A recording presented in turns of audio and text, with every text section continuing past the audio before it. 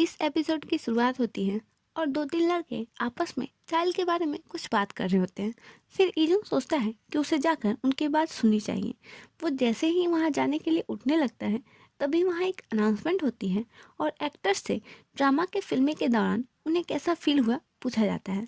इजुन कहता है कि वो बहुत ज़्यादा ऑनर्ड फील कर रहा है कि उसने इतने ज़्यादा टैलेंटेड एक्टर्स और स्टाफ के साथ काम किया। तब सब उसके लिए बहुत सारी क्लैपिंग करते हैं। फिर चाइल्ड की बारी आती है तो सब लोग से वो फिल्मिंग के दौरान ट्रबल क्रिएट करने के लिए माफ़ी मांगती हैं, पर कोई भी उस पर खास ध्यान नहीं देता सिवाय इजुन के। फिर सेरा की बारी आती है और सब उसे प्रिटी और एंजल कहने लगते हैं। हमारी चाइल्ड को थोड़ा सा बुरा तो लगता है, पर बेचारी क्या कर सकती थी। पर जब हीरोइन को बुरा लगे और हीरो कुछ ना करे तो वो काहे का हीरो। फिर इजुन चाइल्ड को चेयर करते हुए कहता है कि तुमने अपना बेस्ट दिया है चाइल्ड।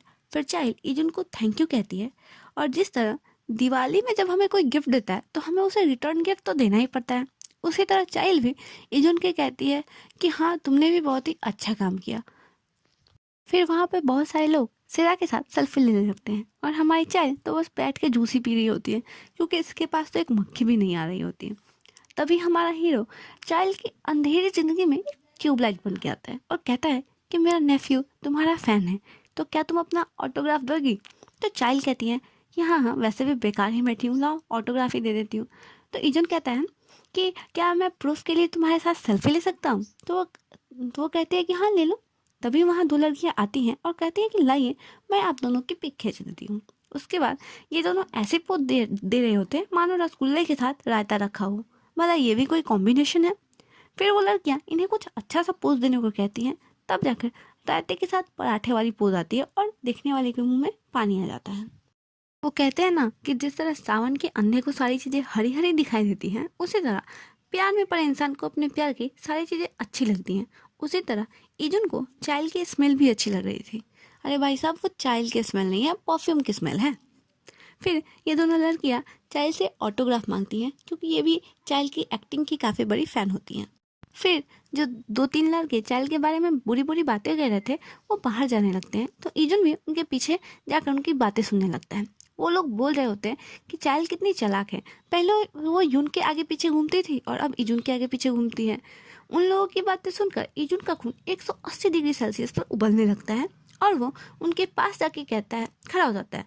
तब उनमें से एक आदमी आकर इजुन से हैंडशेक करना चाहता है, पर इजुन उसका हाथ झटक देता है। हाँ भाई, तूने उसकी बंदी को कुछ बोला, ऊपर से हाथ भी मिलाने चला है। फिर इजुन कहता है कि मैंने चाइल्ड की मदद की थी, इसीलिए वो अपना ग्रेटिट्यूड शो कर रही थी, ना कि मेरे आगे पीछे घूम रही थी। और एज अ पर्सन वो तुम लोगों से काफ़ी अच्छी है, क्योंकि वो तुम लोगों की तरह किसी के पीछे उनके बारे में बुरा नहीं बोलती। और उन लोगों को काफ़ी कुछ सुनाकर वहाँ से चला जाता है। फिर जब वो अंदर आता है तो देखता है कि यून चाइल्ड के साथ बैठकर बात कर रहे होते हैं। फिर वो चाइल्ड के फेस पर आ रहे बाल को हटाने के लिए जैसे ही हाथ बढ़ाता है, इजुन उसका हाथ पकड़ लेता है और कहता है कि मिस्टर यून, आपको केयरफुल रहना चाहिए। लोग देख रहे हैं, क्या आप दोनों के बारे में र्यूमर्स चलाना चाहते हैं और उसे बढ़ावा देना चाहते हैं। तब चाइल्ड पूछती है कि तुम किस र्यूमर की बात कर रहे हो, तुम्हें को कुछ मिसअंडरस्टैंडिंग हो गई है, हम दोनों तो बस बचपन के दोस्त हैं।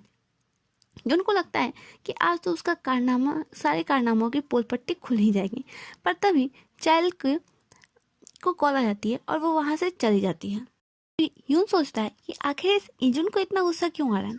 फिर वो इजुन से अपने साथ ड्रिंक करने के लिए कहता है और ये दोनों ड्रिंक करने लगते हैं। फिर सीन शिफ्ट होता है और चाइल्ड को पता चलता है कि उसके मैनेजर का एक्सीडेंट हो गया, तो उसे लेने नहीं आ पाएगा। तब चाइल्ड उसे अच्छे से डॉक्टर से दिखाने को कहती है और फिर उसके ड्रामा का डायरेक्टर आकर चाइल्ड को पकाने लगता है, जिससे चाइल्ड के कानों से तो खून ही निकलने लगता है। इधर इजुन और यून मस्त बोतल पे बोतल खाली किए जा रहे होते हैं। दोनों की हालत खराब थी, पर कोई भी हार मानने को तैयार नहीं था। पर आखिरकार यून नॉकआउट हो ही जाता है। फिर चाइल्ड वहाँ आती है और इजुन से पूछती है कि क्या तुम ठीक हो। तो इजुन कहता है कि हाँ मैं बिल्कुल ठीक हूँ, पर वो काफ़ी ड्रंक होता है। तभी यून वहाँ आता है और वहाँ से जाने लगता है, तो चाइल्ड भी उसके पीछे पीछे जाती है और उसे घर जाने को कहती है। तब यून चाइल्ड का हाथ पकड़ लेता है। तभी सिरा वहाँ आती है और यून को अपने साथ ले जाती है। तभी इजुन भी वहाँ आ जाता है और चाइल्ड उससे बात करने के लिए अपने साथ बैठा कर पूछती है कि मैंने बहुत सोचा कि मैं तुम्हें क्या दे सकती हूँ मुझे बाइट करने के बदले में, पर मुझे कुछ भी समझ नहीं आ रहा।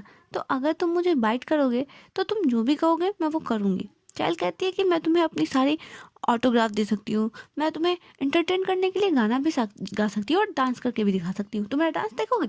फिर चाइल्ड डांस करने लगती है। एक बार ही किया तो यार प्यार क्या किया, प्यार होता होता होता कई बार है। डांस करके काफ़ी शर्मा जाती है और इजुन से कहती है कि देखो मैंने डांस भी कर दिया, अब तुम ना मुझे हर वीक बाइट करना, ठीक है? तो इजुन कहता है नहीं, मैंने तुम्हें डांस करने को नहीं कहा था। तब चाइल्ड इजुन को बहुत ही ज़्यादा मनाने लगती है। तब इजुन बेचारा सुंदरता के माया जाल में आखिरकार फंस ही जाता है और वो चाइल्ड के हाथ पर एक स्वीट सा किस कर देता है और ये एपिसोड वही ख़त्म हो जाता है। तो stay tuned and thank you for watching.